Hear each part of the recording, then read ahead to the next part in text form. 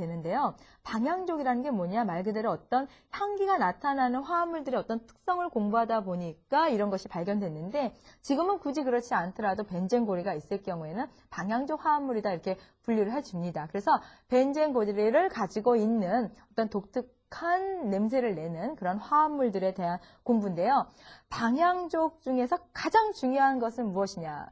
제일 1등으로 해당되는 게 뭐냐 꼽아라 하면 뭐니 해도 벤젠에 관련된 내용입니다. 벤젠에 관련된 내용은 벤젠이 어떻게 보면 몇 가지 예외적인 그런 특징이 있기 때문에 이것 역시 자주 물어보는 경향이 있거든요. 그래서 벤젠의 특징에 대한 내용 한번 공부해 보도록 하죠. 자료 보겠습니다.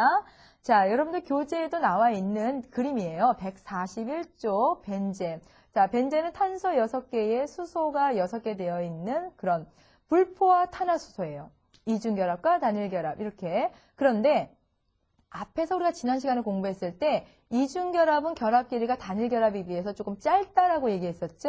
그러면 그 말에 의하면 이것은 짧고 길고 이렇게 돼야 돼요. 그러나 실제 벤젠은 그러한 경향을 나타내지 않고 이것이 결합 길이가 거의 같다. 그렇죠? 이중결합과 단일결합의 공통의 성질은 갖고 있고 우리가 이렇게 표현을 하지만 이 결합 길이는 거의 같다. 그래서 이것은 우리가 공명구조라고 해서 이것은 이러한 구조로도 표현을 할 수 있고요. 또는 이제 마지막에 탄소, 수소 빼고 이렇게 표현하기도 합니다. 우리가 가장 많이 표현하는 그런 구조 방법 중에 하나죠. 그래서 우리가 이 구조를 보면 벤젠이 어떠한 구조를 가지고 있느냐? 정육각형의 모양을 하고 있다. 정이라는 내용, 그죠? 길이가 길고 짧고 하면은 그 말을 못할 텐데 지금 이 전체 길이가 같다. 정육각형이며 입체적인 구조를 가지고 있지 않는 동일한 평면상, 즉 평면적인 구조를 가지고 있는 것이 바로 벤젠의 특징이다. 자, 그 다음에 방금 전에 얘기한 대로 탄소 원자의 결합 길이가 어떻다고요? 모두 같다라고 얘기했습니다. 짧고 길고가 아니고 이 사이 결합 길이가 전부 다 같다라고 설명해 볼 수가 있습니다. 그 다음에 결합각은 몇 도냐? 자, 이 사이 결합각이 몇 도가 된다? 120도의 결합각을 가지고 있다는 거. 평면 삼각형 같은 경우도 결합각 뭐라고 얘기했습니까? 그 에텐 같은 경우도 우리가 지난 시간에 이 결합각을 얘기했는지 모르겠는데 이 사이 결합각이 120도라고 얘기했죠. 그런데 이것도 역시 이 탄소와 탄소 사이 결합각이 120도의 결합각을 가지고 있다. 함께 비교해서 좀 알아놓으시고요.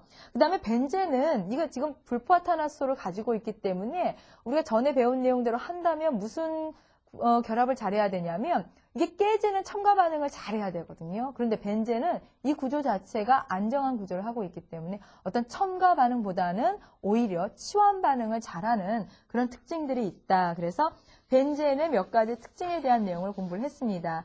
자, 벤젠의 결합 길이를 물어보는 시험 문제가 과거에도 한번 출제된 기억이 나는데요.